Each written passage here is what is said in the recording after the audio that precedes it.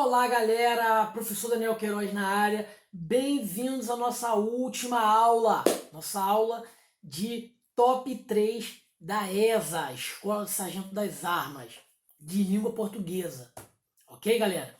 Nosso slidezinho aqui bisurado, já estou batendo o nosso sumário, que é fazendo aquela revisão que eu ensinei para vocês na primeira aula. Então falamos de sujeito, os tipos de sujeito e os casos de oração sem sujeito, lembram?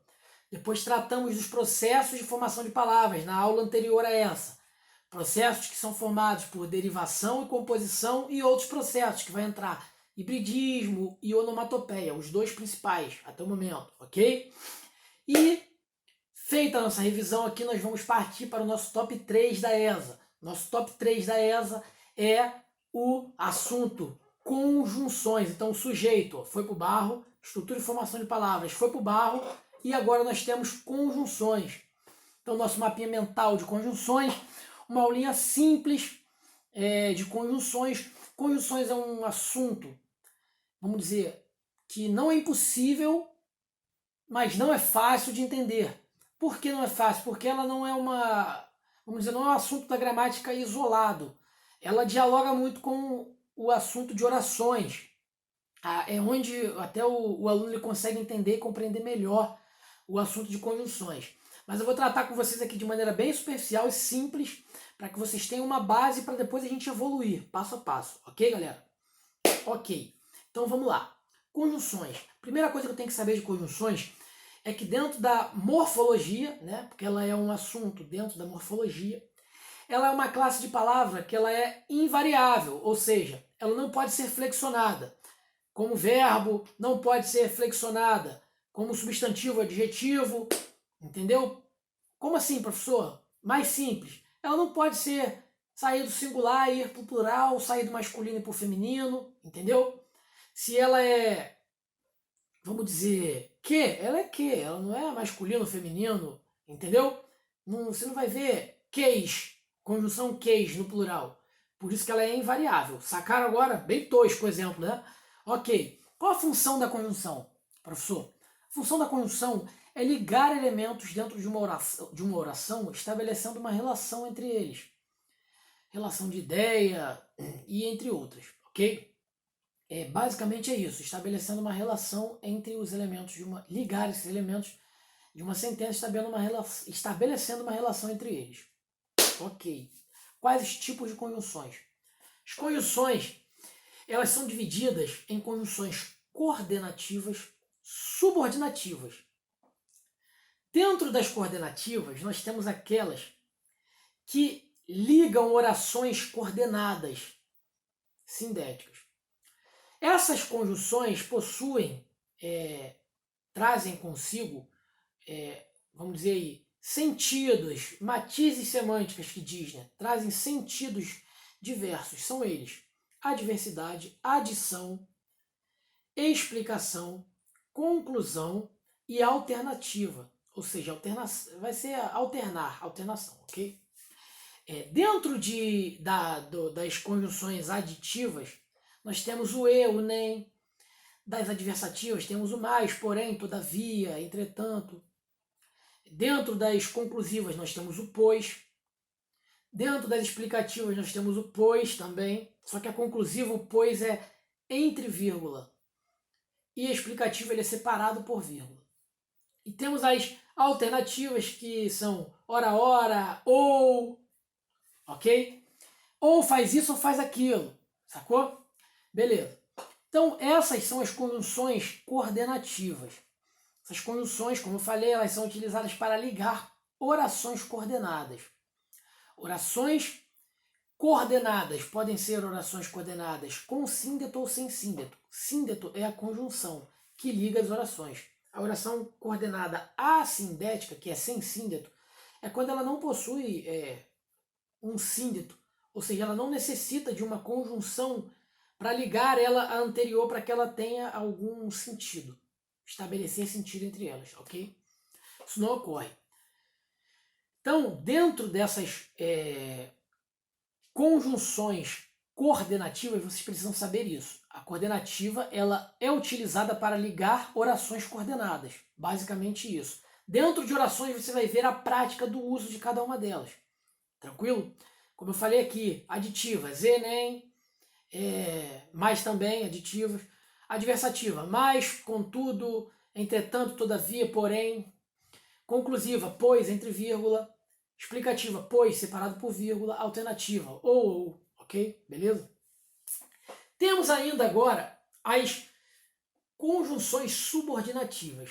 As conjunções subordinativas, elas são subdivididas ainda, podendo ser integrantes, as quais introduzem orações substantivas, e podem ser adverbiais, subordinativas adverbiais, que introduzem orações subordinadas adverbiais. O que seria isso, professor? Vamos lá. Dentro de morfologia, nós estudamos as classes de palavras. Nós estudamos o substantivo, dá nome aos seres, coisas, etc. Beleza? O adjetivo qualifica o nome. O advérbio, ele é acrescentado, na verdade ele é utilizado, modificando verbo, adjetivo ou um próprio advérbio, acrescentando o quê? Uma circunstância, ok? Temos as funções dessas três classes de palavras aí, dentro da morfologia. O que acontece dentro de um período composto? Aí é que vai entrar o pulo do gato para vocês entenderem o porquê que eu estou explicando isso. Acontece que, da mesma forma que um substantivo ele pode ser o núcleo de um sujeito, toda uma oração substantiva pode exercer a função de sujeito. Vai ser a função, na verdade é a oração subordinada, com função de sujeito, subjetiva. Para que essa oração subordinada exista, ela precisa ser introduzida por uma conjunção integrante. Ou seja, isto é, o que ou se. O que e o se introduzindo uma oração subordinada substantiva, nós teremos uma oração subordinada substantiva adverbial, substantiva subjetiva, que é com função de sujeito, objetiva direta, com função de objeto direto, objetiva indireta, com função de objeto indireto. Então, quando falarmos de conjunção integrante, é isso que vocês precisam entender agora. Nós temos que saber o quê? Que elas introduzem orações subordinadas substantivas. Quais são elas? O que e o se. Certo? Quando nós falamos de conjunções subordinativas adverbiais, nós temos que lembrar que elas introduzem orações adverbiais. É como se fosse um advérbio, só que ele está na forma de uma oração inteira, entendeu? E para que essa oração tenha um nexo com a oração principal, que é a oração que ela está completando sentido, ela precisa de uma conjunção que acrescente uma circunstância àquele fato que está dentro daquela sentença. Então é por isso que a conjunção adverbial é empregada ali. A diferença entre a conjunção subordinativa integrante, que introduz a oração subordinada substantiva, e a oração subordinativa adverbial, que introduz a oração subordinada adverbial, é que a adverbial ela acrescenta uma circunstância àquela sentença. E a oração subordinada substantiva ela só introduz a oração de maneira que ela complete a função sintática da oração principal, que é a que ela depende. Então, essa é a grande diferença. A adverbial, vamos dizer aqui agora, tentando falar de maneira mais fácil, a adverbial vai ter sempre uma circunstância. Seja ela conformidade, proporção, condição, concessão, causa, consequência. Sacaram? Então, essa é a grande sacada. Vou te dar um exemplo. Basta que o aluno estude. Temos aqui uma oração, um período composto, onde nós temos a oração principal, que é o verbo basta, né? E temos o quê? Que o aluno estude. Que o aluno estude aí é a oração subordinada substantiva, introduzida por qual conjunção? Que. Quando, professor, que eu vou descobrir isso? Troca toda essa oração, que o aluno estude, por isso.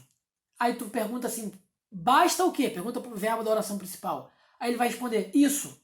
Lembra lá de quando nós estudamos sujeito? Que era exatamente assim? A diferença é que o sujeito aqui não é um substantivo puro, ou seja, não é o aluno.